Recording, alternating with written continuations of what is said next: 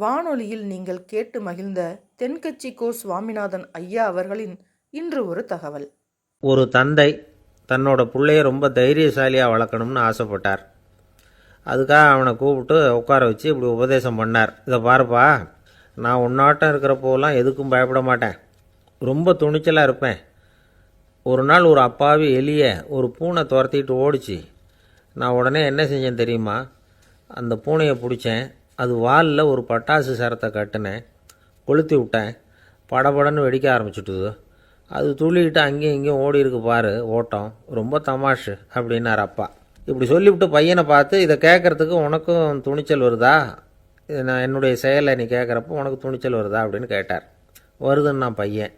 எப்படின்னா அப்படிங்கிற விவரத்தையும் சொன்னான் அவன். அதாவது, எலியை விரட்டினத்துக்காக பூனை வாலில் பட்டாசு கொளுத்துனீங்க நீங்கள், பூனையை விரட்டினத்துக்காக உங்கள் கழுத்தில் பட்டாசு சரத்தை மாட்டினா என்னென்னு தோணுது எனக்கு அப்படின்னு நான் பையன். பையனோட துணிச்சல் அப்பாவே நடுங்க வச்சுட்டுது.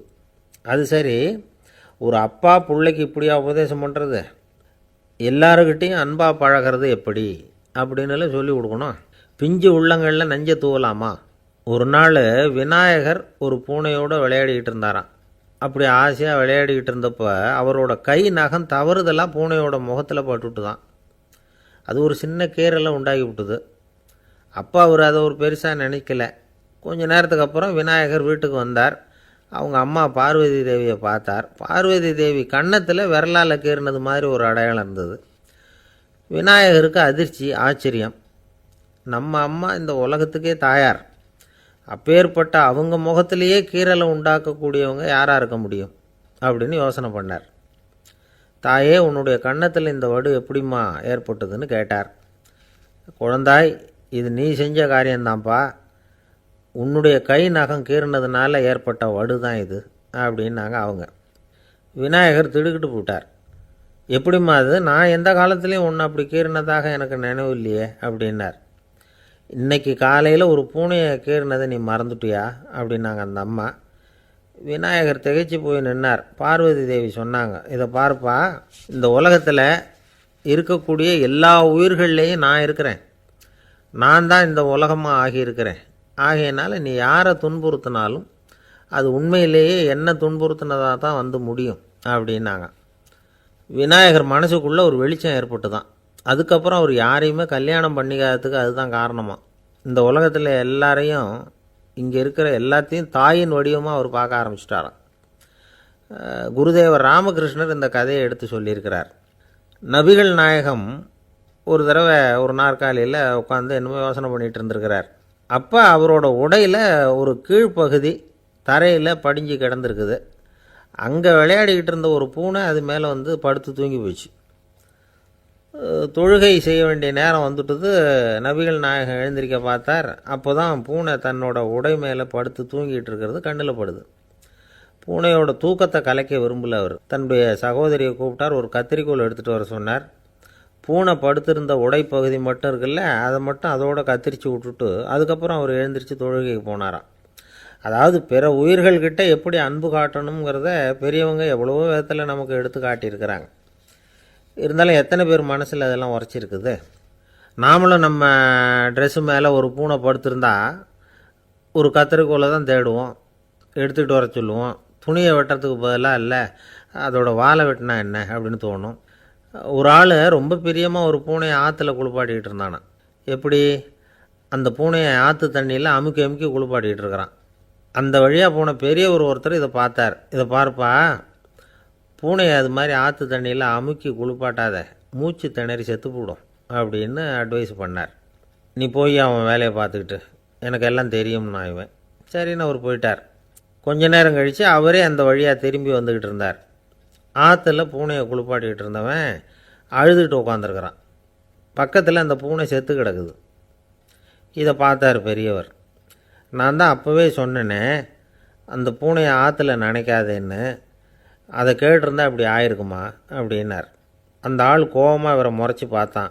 அட போய்யா, இந்த பூனை ஆற்றுல குளித்ததுனால ஒன்றும் செத்து போகல, குளித்ததுக்கப்புறம் அதோட உடம்பு ஈரமாக இருக்குதுன்னு அதை புழிஞ்சேன், அதனால தான் இப்படி ஆயிட்டுது அப்படின்னு நானா. ஒரு ஊரில் ஒரு ஞானி இருக்கிறார். ரொம்ப பெரிய ஞானி, ரொம்ப வயசாகிட்டுது. கடைசி காலத்தில் அவர்கிட்ட சில பேர் வந்தாங்க. உங்கள் குரு யார் அப்படின்னு கேட்டாங்க. அவர் நிமிர்ந்து பார்த்தார். எனக்கு ஆயிரக்கணக்கான குருமார்கள் உண்டு, அவங்க பேரெல்லாம் சொல்லணும்னா இந்த காலம் பத்தாது. ஆனால் முக்கியமான ஒரு 3 பேரை பற்றி மட்டும் உங்களுக்கு சொல்கிறேன் அப்படின்னாராம். அப்புறம் சொன்னார், அந்த 3 பேரில் ஒருத்தன் ஒரு திருடன். ஒரு சமயம் ஒரு பாலைவனம் வழியாக நான் போய்கிட்டு இருந்தேன். அப்போது வழி தவறி போய் ஒரு கிராமத்துக்கு போயிட்டேன். அது இருட்டு நேரம், நடுராத்திரி, ஊரே உறங்கி போச்சு. அந்த நேரத்தில் ஒரு ஆள் மட்டும் ஒரு வீட்டு சுவத்தில் ஏதோ பண்ணி உள்ளே நுழையிறதுக்கு முயற்சி பண்ணிகிட்ருக்கிறான். அவங்கிட்ட போய் நான் இன்றைக்கி இங்கே எங்கே தங்க முடியும் அப்படின்னு கேட்டேன். அதுக்கு அவன், இந்த ராத்திரி வேளையில் அது ரொம்ப சிரமம், ஒரு திருடனோட உங்களால் தங்க முடியும்னா நீங்கள் என்னோட தங்கலாம் அப்படின்னா. நான் அவங்க கூட 1 மாதம் தங்கியிருந்தேன். ஒவ்வொரு நாள் ராத்திரியும் இப்போ நான் என்னுடைய வேலைக்கு போகிறேன், நீங்கள் ஓய்வு எடுத்துக்கோங்க அப்படின்னு சொல்லிவிட்டு போவான். அவன் திரும்பி வந்த உடனே உனக்கு ஏதாவது கிடச்சிதான்னு நான் கேட்பேன். அதுக்கு அவன், இன்றைக்கி ராத்திரி ஒன்றும் இல்லை, நாளைக்கு மறுபடியும் முயற்சி பண்ணுவேன் அப்படின்பா.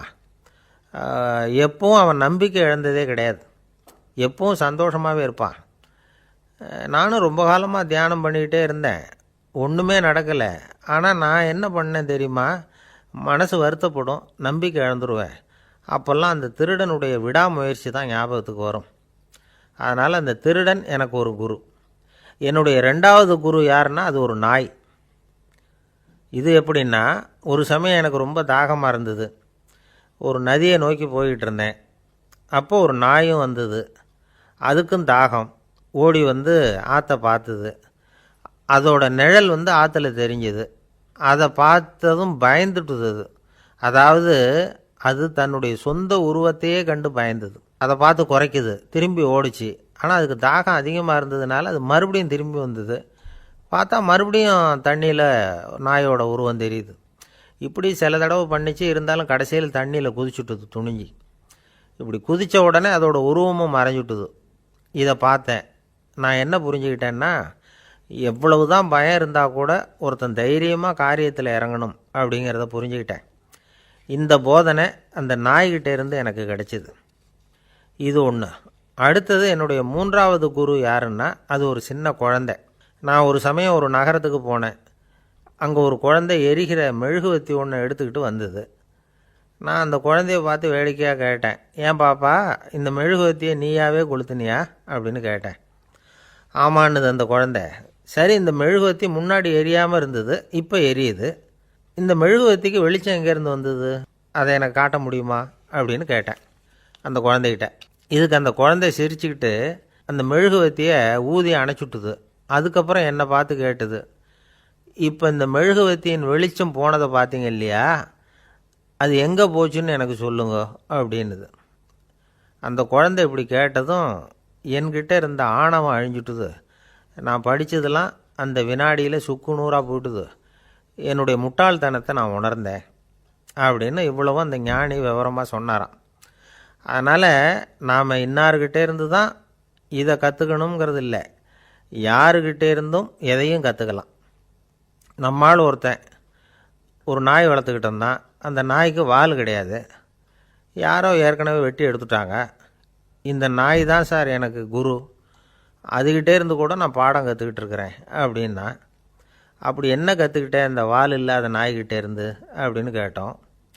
நாம் யாருக்கிட்டேயும் வாலாட்டக்கூடாது அப்படிங்கிற பாடத்தை அதுக்கிட்டே இருந்து தான் நான் கற்றுக்கிட்டேன் அப்படின்னா. ஒரு ஏரி ஓரமாக 2 பசங்க நடந்து போய்கிட்டு இருக்கிறாங்க. அதில் ஒருத்தன் பணக்கார வீட்டு பையன், இன்னொருத்தன் ஏழை. இவங்க 2 பேரும் போய்கிட்டு இருக்கிறாங்க. வழியில் ஒரு இடத்துல ஒரு ஜோடி செருப்பு இவங்க கண்ணில் படுது. ஒரு விவசாயி அந்த செருப்பை அங்கே விட்டுட்டு பக்கத்தில் இருந்த ஏரியில் கை காலை கழுவிட்டு இருக்கிறார். உடனே அந்த பணக்கார பையனுக்கு ஒரு ஐடியா. அவன் சொன்னானா, டேய் இப்போ ஒரு வேடிக்கை செய்யலாம், அந்த செருப்பு 2ஐயும் தூக்கி எட்டத்தில் வீசி எறிஞ்சிருவோம். அந்த ஆள் வந்து பார்த்துட்டு செருப்பை தேடி அல்லாடுவான், அங்கேயும் இங்கேயும் ஓடுவான், திருன்னு முழிப்பான். அதை பார்த்து நாம் ரசிக்கலாம், நல்ல தமாஷா இருக்கும் அப்படின்னு இருக்கான். இப்படி சொல்லிவிட்டு அந்த செருப்புகளை தூக்கத்துக்கு போனானா. கொஞ்சம் பொறு அப்படின்னானா அந்த ஏழை பையன். ஏன்னு கேட்டிருக்கான் அவன். இப்போ அந்த ஏழை பையன் சொன்னானா, நீ சொல்றது ஒன்றும் வேடிக்கை கிடையாது, உன்னோட செருப்பு தொலைஞ்சா உன் அப்பா உடனே உனக்கு வேற செருப்பு வாங்கி கொடுத்துருவார். ஆனால் அந்த ஆளுக்கு இந்த செருப்பு தொலைஞ்சதுன்னா வேற புதுசாக வாங்குறதுக்கு வாயையும் வயத்தையும் கட்டி பணத்தை சேர்க்க வேண்டியிருக்கும். அதனால் நான் ஒரு வேடிக்கை சொல்கிறேன், அது மாதிரி செய், அது இன்னமும் தமாஷா இருக்கும் அப்படின்னு நானா. எப்படி அது சொல்லுன்னு இருக்கான் அவன். செருப்பு ரெண்டும் அது இருக்கிற இடத்துலயே இருக்கட்டும். உன் சட்டப்பையிலிருந்து ஒரே ஒரு ரூபாய் நாணயத்தை எடு, அதை அந்த செருப்பு மேலே அதோட குதிகால் பகுதியில் வச்சுட்டு நாம் 2 பேரும் அந்த மரத்துக்கு பின்னாடி ஓடி போய் மறைஞ்சு நின்றுக்குவோம். அப்புறம் பாரு வேடிக்கையே அப்படின்னா. அதே மாதிரி ரூபா காசு செருப்பு மேலே வச்சுட்டு இவங்க 2 பேரும் மறைஞ்சு நின்றுக்கிட்டாங்க. கொஞ்ச நேரத்தில் அந்த விவசாயி வந்தார். காலில் உள்ள மண்ணை தட்டிவிட்டு செருப்பை மாட்டுறதுக்காக போனார். அங்கிருந்து காசு கண்ணில் போட்டுவிட்டது. அவருக்கு ஆச்சரியமாக போச்சு. அதை கையில் எடுத்து பார்க்குறார். 4 பக்கமும் திரும்பி திரும்பி பார்க்குறார், யார் இதை வச்சிருப்பான்னு. கடைசியில் ஆகாயத்தை பார்க்குறார். ஆண்டவா, இது உன்னோட கருணை தான். நீ தான் யாரோ புண்ணியவான் மனசில் தர்மம் பண்ணுற எண்ணத்தை உண்டாக்கி இருக்கிற. அந்த புண்ணியவான் நல்லா இருக்கணும் அப்படின்னு வாழ்த்தி அந்த காசை கண்ணில் ஒத்திக்கிட்டாராம். மறைஞ்சிருந்து பார்த்துக்கிட்டு இருந்த ஏழை பையன் இப்படி சொன்னான், பாத்தியா, உன்னை புண்ணியவான்னு வாழ்த்தி விட்டு போறார் அந்த ஆள். அவருக்கும் சந்தோஷம், அதை பார்த்து நமக்கும் சந்தோஷம். உனக்கு ரூபாங்கிறது ஒரு பெரிய விஷயம் இல்லை, ஆனால் அதனால நமக்கு கிடைச்சிருக்கிற மகிழ்ச்சி ரொம்ப உயர்வானது அப்படின்னு நானா. வேடிக்கையும் கிண்டலும் இது மாதிரி அடுத்தவங்களுக்கு இடைஞ்சலா இல்லாமல் இருக்கணும் அப்படிங்கிறார் கலைவாணர். ஆனால் பாருங்க, அவருக்கே இடைஞ்சலா வர்ற விஷயங்களை கூட அவர் வேடிக்கையாக தான் எடுத்துக்கிட்டாராம். ஒரு தடவை ஒருத்தர் கலைவாணர்கிட்ட வந்து, ஐயா, என் குழந்தை செத்து போச்சு அப்படின்னு சொல்லி அழுதாராம். உடனே இவர் அவருக்கு 100 ரூபா பணத்தை கொடுத்து, இந்தாங்க அடக்கம் செய்யுங்க அப்படின்னு சொல்லி அனுப்பி வச்சாராம். 1 வருஷம் கழிச்சு மறுபடியும் அதே ஆள் வந்திருக்கார். இவர் மறந்துருப்பாருங்கிற நினைப்புல, அண்ணே என் குழந்தை இறந்து போச்சுண்ணே அப்படின்னாராம். இவர் மறுபடியும் 100 ரூபா கொடுத்து ஆறுதல் சொல்லி அனுப்பி வச்சாராம். 7-8 மாசம் கழிச்சு மறுபடியும் அதே ஆள் வந்திருக்கார். அவர் வாயை திறக்கிறதுக்கு முன்னாடியே இவர் 100 ரூபாய் அவர் கையில வச்சு, போன 2 தடவை தான் குழந்தை செத்து போச்சு, இந்த தடவையாவது அதை சாகாம காப்பாத்தி விடு அப்படின்னு சொல்லி அனுப்பி வச்சாராம். அதுக்கப்புறம் அந்த ஆள் வர்றதே இல்லையா. 2 பேர் சுவாரஸ்யமா பேசிட்டு இருக்கிறப்போ குறுக்க புகுந்து தொந்தரவு பண்றதுக்குன்னே சில பேர் இருப்பாங்க. அது ரொம்ப இடைஞ்சலா இருக்கும். இதே மாதிரி மின்காந்தம் கூட குறுக்க புகுந்து தொந்தரவு பண்ணும். கடைசியில் அது ஒரு பெரிய இடைஞ்சல கொண்டாந்து விட்டுரும். சில வீடுகளில் கேபிள் கனெக்ஷன் இல்லாமல் சில தனியார் டிவி காட்சிகள் தெரியும். அதுக்கு என்ன காரணம்னா, இந்த மின்காந்த குறுக்கீடு தான் காரணம். இதைத்தான் சுருக்கமாக இஎம்ஐ அப்படின்னு சொல்கிறாங்க. அதாவது எலக்ட்ரோ மேக்னெட்டிக் இன்டர்ஃபியரன்ஸ். இது ஏற்படக்கூடிய இடங்கள் எது எதுன்னு எடுத்துக்கிட்டா அது ஒரு பெரிய பட்டியலாகவே போயிடும். இந்த இஎம்ஐ தொந்தரவு வந்து கேபிள் டிவியில் மட்டும்தான் இல்லை, ராக்கெட் ஏவுதளத்தில் உள்ள ரேடார்கள், அங்கே உள்ள சில சக்தி வாய்ந்த தொலைத்தொடர்பு சாதனங்கள், விமான தளங்களில் உள்ள ரேடார்கள், கப்பல் தளங்களில் பொருத்தப்பட்டிருக்கக்கூடிய சக்தி வாய்ந்த ஆண்டனாக்கள், இப்படி நிறைய சொல்லலாம். காவல் நிலையங்களில் பயன்படுத்தப்படுகிற வயர்லெஸ் தொடர்பு சாதனங்கள் கூட ஓரளவுக்கு இந்த மின்காந்த அலைகளை வந்து வெளியிடும். நம்ம வீட்டில் உட்காந்துக்கிட்டு ரேடியோ கேட்டுக்கிட்டு இருப்போம் அல்லது டிவி பார்த்துக்கிட்டு இருப்போம். அந்த சமயத்தில் பக்கத்து தெருவில் ஒரு மோட்டார் சைக்கிள் அல்லது காரு, குறிப்பாக பெட்ரோல் இன்ஜின், அது போகிறப்போ அதில் உள்ள மின்கலத்தில் வந்து, அதாவது மேக்னெட்டோ பேட்டரியிலிருந்து வெளிப்படுகிற மின்காந்த அலை இங்கே வந்து டிவியிலையும் ரேடியோவிலையும் கரகரப்பு உண்டு பண்ணும். சரி, இது வந்து பெருசாக என்ன இடைஞ்சலை உண்டு பண்ணிட போகுது அப்படின்னு நாம் அலட்சியமாக நினைக்கலாம்.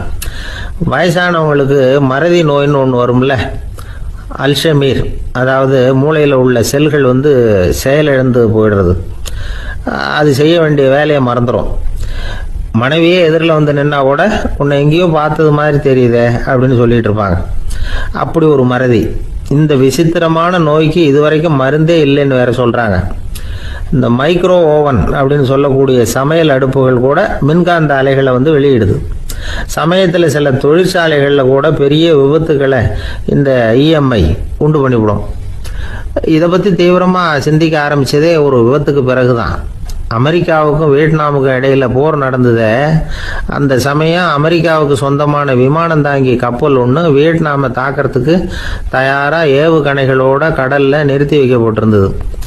தற்செயலாக அந்த பகுதியில் கப்பல் தொலைத்தொடர்பு பகுதிக்கு அருகில் ஊடுருவிய இந்த சக்தி வாய்ந்த ரேடியோ அலைகள் ஏவுகணையில் இருந்த மின்னணு சர்க்கியூட்டை பூர்த்தி செஞ்சு வச்சுட்டுது. அவ்வளவுதான், ஏவுகணை அங்கேயே வெடித்து சிதறி போச்சு. 130 பேர் அந்த இடத்துலயே உடல் கருகி செத்து போட்டாங்க. ஏகப்பட்ட பொருள்கள் நாசம். இந்த விபத்துக்கான காரணம் என்னங்கிறத உடனடியாக யாராலையும் கண்டுபிடிக்க முடியல. ரொம்பவும் கடுமையாக முயற்சி பண்ணி கடைசியாக கண்டுபிடிச்சாங்க. இது இந்த இஎம்ஐ வேலை தான் அப்படின்னு. மின்னணு தொலைபேசிகள் இருக்க இதில் பேசும்பொழுது நம்ம காதை அதாவது செவியை ஊடுருவக்கூடிய மின்காந்த அலையானது மூளைக்கு போய் அங்கே மூளை கட்டிகளை உருவாக்க ஊக்கம் கொடுக்குது அப்படின்னு வேற கண்டுபிடிச்சிருக்கிறாங்க. இந்த இஎம்ஐ ரொம்ப குறைஞ்ச மின்காந்த அழுத்தத்தில் நமக்கு எந்த பாதிப்பையும் ஏற்படுத்துறதில்ல.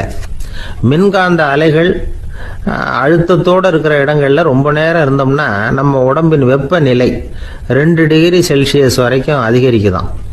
அதனால் வெப்பநிலையை சீராக்கிறதுக்கு இதய துடிப்பும் அதிகரிக்குது.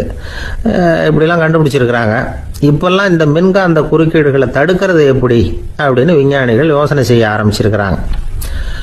இந்த விஷயத்தில் அலட்சியமாக இருந்தோம்னா எதிர்காலத்தில் நிறைய பேருக்கு இந்த ஞாபக மறதி நோய் வந்துடும். அப்புறம் அது ரொம்ப கஷ்டமாக போயிடும். ஒரு குடும்ப தலைவர் தன் மனைவியை பார்த்து, யார் நீ, உன்னை எங்கேயோ பார்த்தது மாதிரி இருக்குதே அப்படின்னு சொல்லிக்கிட்டு இருந்தார். உடனடியாக அவரை போய் பார்த்தேன். வாங்க டாக்டர்கிட்ட போகலாம் அப்படின்னு. அவர் என்னை தனியாக அழைச்சிட்டு போய் காதோட காதாக மெதுவாக சொல்கிறார், இதை பார்ப்பா, என் கையில் பணம் இல்லாத போகலாம், அப்படி மறதி நோய் வந்துட்டது மாதிரி நடிச்சுக்கிட்டு இருப்பேன், அவ்வளவுதான், அதை நீ கண்டுக்காத அப்படின்னார். ஒரு அப்பாவுக்கு 2 பிள்ளைங்க. மூத்தவன் ரொம்ப அடக்கம். அப்பா எது சொன்னாலும் கேட்பான். பெரியவங்களுக்கு கீழ்ப்படிஞ்சு நடப்பான். இளையவன் அப்படி இல்லை, தான் நினைச்சதை தான் சொல்லுவான், செய்வான். அடுத்தவங்க சொல்கிறத கேட்க மாட்டான், அடங்கி நடக்க மாட்டான். இந்த 2 பேரில் யாரை உங்களுக்கு பிடிக்கும்? பெரியவனை தான் பிடிக்கும். ஏன்னா அவன் தான் சொல்கிற பேச்சை கேட்குறவன் அப்படின்னு சொல்லுவீங்க. ஆனால் ஒரு ஞானி என்ன சொல்கிறார் தெரியுமா? ஒரு குழந்தை அதன் அறிவுக்காக மதிக்கப்பட வேண்டுமே தவிர அதனுடைய கீழ்ப்படியும் தன்மைக்காக அல்ல அப்படிங்கிறார். நம்ம குழந்தைகளை சுயமாக சிந்திக்கிறதுக்கு நாம் விடுறதில்லை. மற்றவங்களை பார்த்து காப்பி அடிக்கிறதுக்கு தான் நாம் அவங்களுக்கு கற்றுக் கொடுக்குறோம்.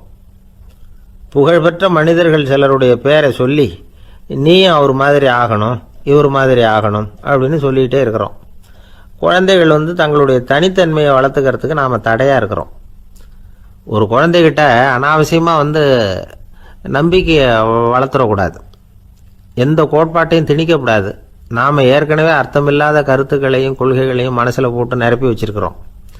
இந்த உலகத்துக்கு புதுசாக சேர்ந்திருக்கிற ஒரு குழந்தையின் தூய்மையான மனசில் நம்ம கருத்துக்களை அறிமுகம் செய்ய அல்லது திணிக்கிறதுக்கு நமக்கு எந்த அதிகாரமும் கிடையாது.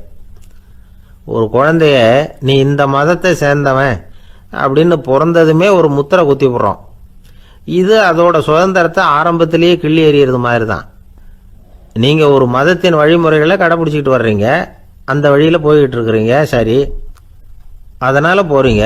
அதுக்காக உங்கள் குழந்தையையும் அதே வழியில் தான் வரணும் அப்படின்னு கட்டாயப்படுத்துறதுக்கு உங்களுக்கு என்ன உரிமை இருக்குது? அந்த குழந்தை சுயமாக சிந்திச்சு ஒரு முடிவுக்கு வரட்டுமே, அதுக்கு நீங்கள் ஏன் தடையாக இருக்கிறீங்க? நமக்கு உண்மையிலேயே நம்ம குழந்தை மேலே அன்பு இருந்தால் இது மாதிரி திணிப்பு வேலைகளை செய்யக்கூடாது. திணிப்பு வேலைகளிலிருந்து குழந்தைகளை காப்பாற்றினா போதும். அதுதான் ரொம்ப முக்கியம். அடுத்த தலைமுறை அற்புதமான தலைமுறையாக உருவாகும். நாம் தான் சாதி மத சங்கடங்களில் மாட்டிக்கிட்டு தவிக்கிறோம். அவங்களாவது சாதி மத வேறுபாடு இல்லாத சமுதாயத்தை பார்க்கட்டுமே, அந்த சௌகரியங்களை அனுபவிக்கட்டுமே. அதுக்கு நாம் என்ன செய்யணும்னா ஒன்றும் செய்யாமல் இருந்தால் போதும். ஒரு குழந்தைகிட்ட நம்ம கருத்தை திணிக்கும் பொழுது என்ன ஆகுது தெரியுமா? அது அவனை அவங்ககிட்ட இருந்தே அப்புறப்படுத்தி விடுது. அவனுடைய தனித்தன்மையை அழிச்சுடுது. அவனை ஒரு எல்லைக்குள்ளே திணிச்சுடுது. இதெல்லாம் அன்புங்கிற பேரால் பெற்றோர்கள் செய்கிற தப்பு. இதெல்லாம் கேட்டுக்கிட்டு இந்த காலத்தில் அப்பா ஒருத்தர் சொன்னார், நான் கருத்துக்களை எல்லாம் என் பையன்கிட்ட திணிக்கிறது இல்லைங்க, ஆனால் அதிகமாக சாப்பிட சொல்லி கட்டாயப்படுத்துவேன் அப்படின்னார். உங்கள் வீட்டு சமையல் அவ்வளவு நல்லா இருக்குமான்னு கேட்டாங்க. நல்லா இருந்தால் நான் ஏன் அவனை சாப்பிட சொல்லி கட்டாயப்படுத்த போகிறேன் அப்படின்னார். ஒருத்தர் ரொம்ப அவசரமாக போயிட்டு இருந்தார். எங்கே சார் போகிறீங்கன்னு கேட்டோம். எனக்கு வேண்டியப்பட்ட ஒருத்தருக்கு குழந்தை பிறந்திருக்கிறதாக செய்தி வந்திருக்கு, அதுதான் ஆஸ்பத்திரிக்கு போயிட்டுருக்கேன், பார்த்துட்டு வரலாம்னு அப்படின்னார். அப்படின்னா கொஞ்சம் இப்படி உட்காருங்க அப்படின்னோம். சில விவரமெல்லாம் சொல்கிறேன், கேட்டுக்கிட்டு போங்க அப்படின்னோம். உட்காந்தார். அப்புறம் சொல்ல ஆரம்பித்தோம். புதுசாக பிறந்திருக்கிற ஒரு குழந்தைய பார்க்க போகிறதுன்னா அது சாதாரண விஷயம் இல்லை. அதில் ரொம்பவும் கவனமாக நடந்துக்கணும். புது குழந்தைக்கு நோய் சுலபமாக தொற்றும். முக்கியமாக காற்று மூலமாக பரவுகிற நோய்கள் சுலபமாக வந்துடும். அதனால் நமக்கு உடம்பு சரியில்லைன்னா குழந்தைய விட்டு கொஞ்சம் தள்ளியே இருக்கிறது தான் நல்லது. பெரியவங்களை பொறுத்த வரைக்கும் சாதாரணமாக உள்ள ஒரு கிருமி கூட குழந்தைய பொறுத்த வரைக்கும் ரொம்ப மோசமான ஒரு கிருமியாக இருக்கும். சில வெளிநாடுகள் எப்படி தெரியுமா, பிறந்த குழந்தை தூங்கிக்கிட்டு இருக்கிற ஒரு ரூமுக்கு போகணும்னா போகிறவங்க முகமூடி போட்டுக்கணும், காலணிகளை மாற்றிக்கணும், அவ்வளவு சுத்தமாக உள்ளே போய் பார்த்துட்டு வரணும். பொதுவாக சில ஆஸ்பத்திரிகளில் பார்த்தீங்கன்னா பார்வையாளர்கள் நேரத்தில் விசிட்டிங் ஹவர்ஸ் தாயை விட்டு குழந்தைய தனியாக பிரித்து வச்சுருவாங்க. எதுக்குன்னு நினைக்கிறீங்க?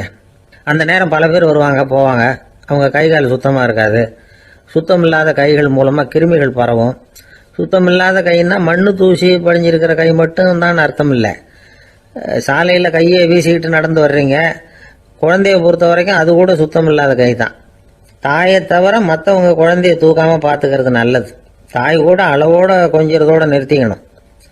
புதுசாக ஒரு குழந்தைய பெற்றிருக்கிற பொண்ணுக்கிட்ட மற்ற தாய்மார்கள் ஏதாவது சொல்லிக்கிட்டே இருப்பாங்க. குழந்தைய அப்படி வளர்க்கணும் இப்படி வளர்க்கணும் அப்படின்னு ஏதாவது அட்வைஸ் பண்ணிக்கிட்டே இருப்பாங்க. இப்படி ஓவராக அறிவுரை பண்ணுறது அந்த பொண்ணை குழப்பி விட்டுரும். அதனால் அப்படிலாம் பண்ணக்கூடாது. அந்த பெண்ணே ஏதாவது கேட்டால் கூட டாக்டர் சொல்ல வேண்டிய விவரங்களை எல்லாம் நாமே சொல்லிக்கிட்டு இருக்கக்கூடாது. புதுசாக பிறந்திருக்கிற குழந்தைய மட்டும்தான் இப்படி பார்க்கணும்னு இல்லை. ஒரு நோயாளி குழந்தைய பார்க்க போகிறதுனா கூட ரொம்ப எச்சரிக்கையாக தான் நடந்துக்கணும். ஒரு தின்பண்டமோ விளையாட்டு சாமானோ அந்த குழந்தைக்கு நாம் வாங்கிட்டு போகிறதா வச்சுக்குவோம். அதை நேராக கொண்டுகிட்டு போய் அந்த குழந்தைகிட்டே கொடுக்கக்கூடாது. அதோட அப்பா அம்மா கிட்ட ரகசியமாக கொடுக்கலாம். அவங்க முடிவு பண்ணட்டும் குழந்தைகிட்ட அதை கொடுக்கலாமா வேண்டாமாங்கிறத. அவங்களுக்கு தான் தெரியும் அதோட மனசும் உடம்பும். உங்கள் அக்கறையை காட்டுறதா நினச்சிக்கிட்டு குழந்தை வாயில் எதையும் கொண்டுட்டு போய் போடாதீங்க. போகிறப்போ உங்கள் வீட்டு குழந்தையும் அழைச்சிட்டு போகாதீங்க. இது நோயை வாங்கிட்டு வந்துடும், அல்லது புதுசாக ஒரு நோயை அதுக்கிட்ட கொடுத்துட்டு வந்துடும்.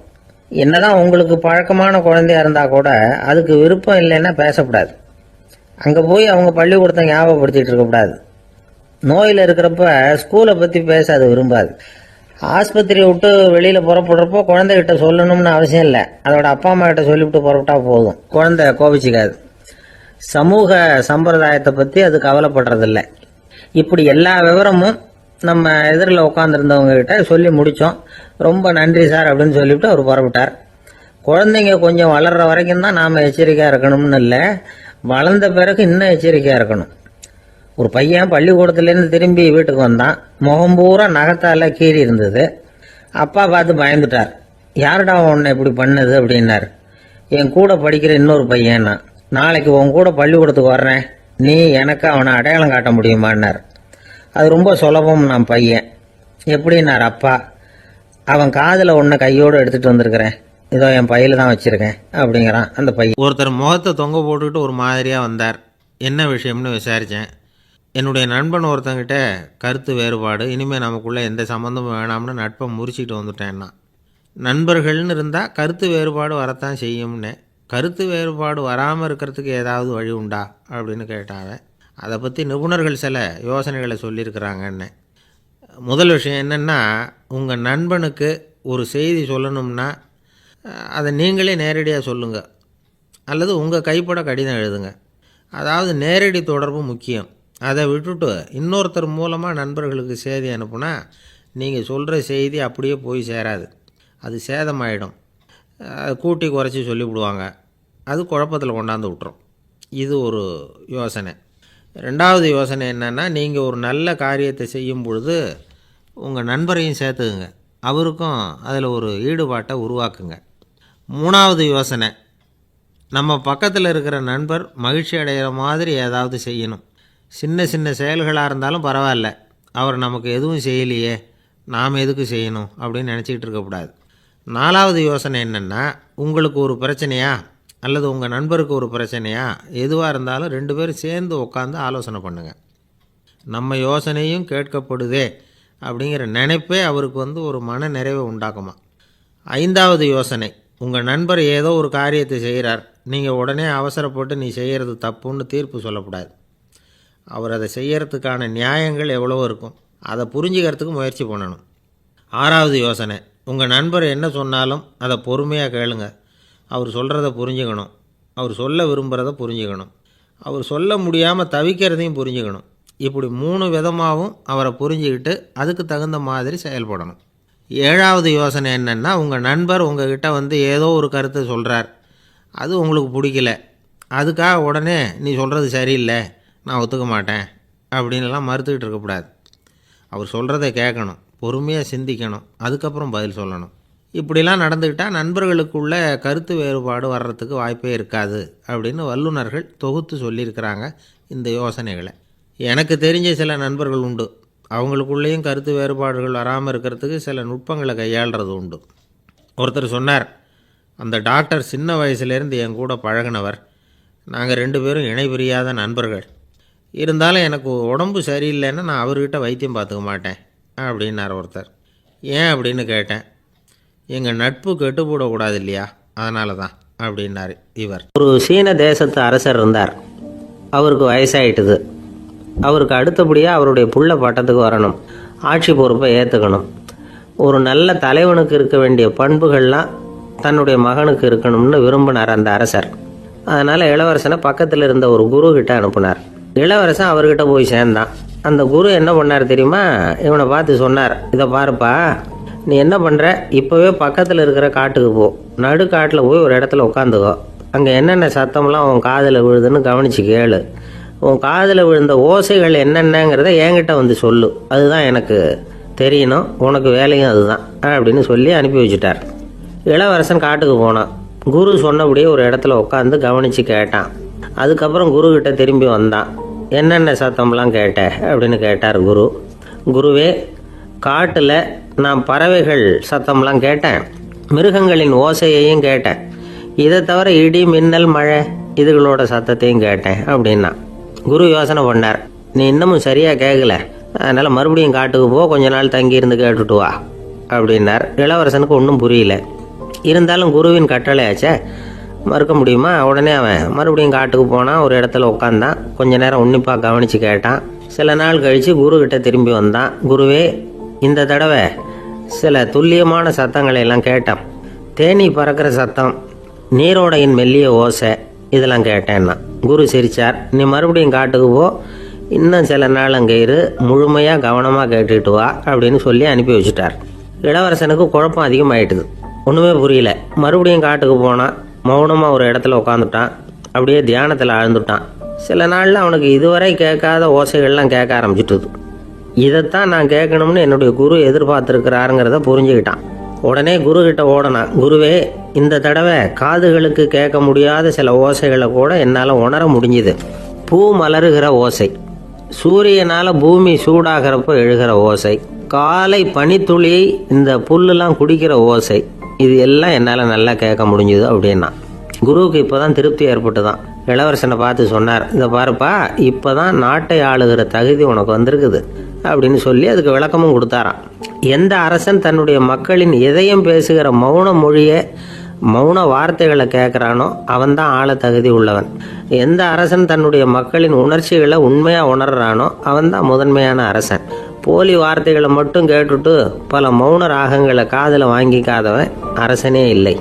எந்த நாட்டில் எப்போ ஒரு அரசன் தன்னுடைய மக்களின் உணர்ச்சிகளை கேட்க மறுக்கிறானோ அன்னையிலேருந்தே அந்த நாடு அழிய தொடங்குது அப்படின்னு அர்த்தம். இதுதான் அந்த குரு இளவரசனுக்கு போதிச்சது. வாயால் பேசுகிறத மட்டும் கேட்டு ஏமாறக்கூடாது, உணர்ச்சிகளையும் கேட்கறதுல தான் மனப்பக்குவம் உண்டாகும். மக்கள் உணர்ச்சிகளை புரிந்து கொள்ளாத அரசர்கள் நீடிச்சிருக்க முடியாது. அது மாதிரி நாடுகளில் அடிக்கடி குழப்பம் தான் உண்டாகும். அப்படி இருந்தால் அடிக்கடி ஆட்சி மாறிக்கிட்டு இருக்கும். அப்படிப்பட்ட ஒரு தேசம், அங்கே ஒரு சிறைச்சாலையில் 3 கைதிகள் பேசிக்கிட்டு இருந்தாங்க. ஒருத்தன் சொன்னான், நான் இந்த நாட்டு ராஜாவை எதிர்த்து பேசிக்கிட்டு இருந்தேன், அதனால் என்னை பிடிச்சி கொண்டாந்து இங்கே போட்டுவிட்டாங்க அப்படின்னா ஒருத்தன். இன்னொருத்தன் சொன்னான், நான் இந்த நாட்டு ராஜாவை ஆதரித்து பேசிக்கிட்டு இருந்தேன், அதனால் என்னை பிடிச்சி கொண்டாந்து இங்கே தள்ளிவிட்டாங்க அப்படின்னா. அது சரி, நீ என்ன தப்பு பண்ண அப்படின்னு சொல்லி 3வது ஆளை பார்த்து இவங்க கேட்டாங்க. அதுக்கு அந்த ஆள் சொல்கிறான், நான் தான் இந்த நாட்டு ராஜா, அப்படின்னானாம்.